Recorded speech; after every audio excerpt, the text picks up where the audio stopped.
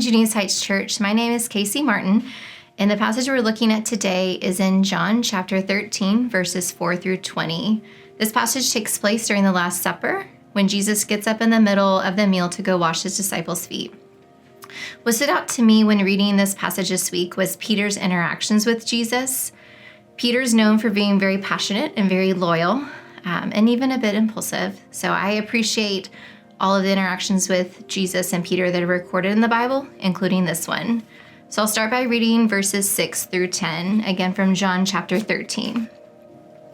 So it says, "He," referring to Jesus, "came to Simon Peter, who asked him, 'Lord, are you going to wash my feet?'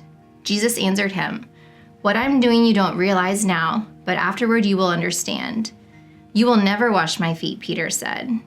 Jesus replied, 'If I don't wash you, you have no part with me.'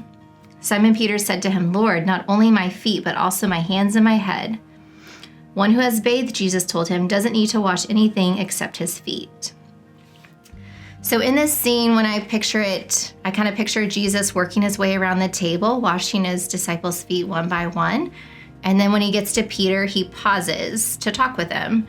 So first, Peter starts out in verse 6 with asking a question, "Are you going to wash my feet?"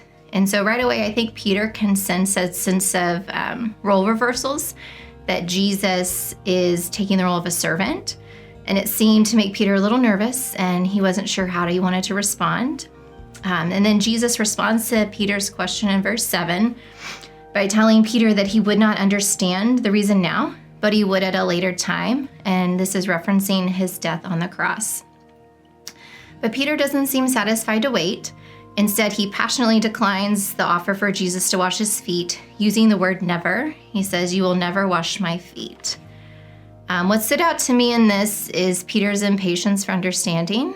I think this is something I can relate to, and I bet many of you feel the same way, that I don't want to wait for God. I want to know the why now, and waiting for understanding is uncomfortable, but sometimes necessary, just like we can see here.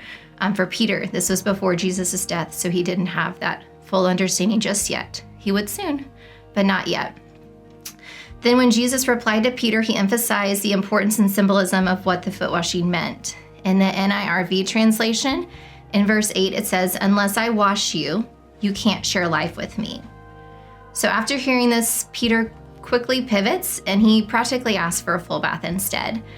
We can see Peter still didn't get it, but he was trying. He really was. So another thing that stood out to me in this is that Jesus didn't ignore Peter or just continue on going to the next disciple, but he did take the time to answer Peter. He paused and had a conversation with him. I think this shows us how God sees us too, that he's patient with us and that he wants to talk with us too, that he's not too busy for us. Another verse that reminds me of this is Psalm 145:8. It says that the Lord is near to all who call to him. So in summary, all this took place before Jesus died on the cross, but now we are on the other side of history. So we know what the cross would accomplish for all of us, that Jesus would cleanse us, even our stinky feet, with his perfect righteous blood. And so I just want us to remember that this week, that Jesus' death on the cross, what it symbolizes, is just cleansing us once and for all.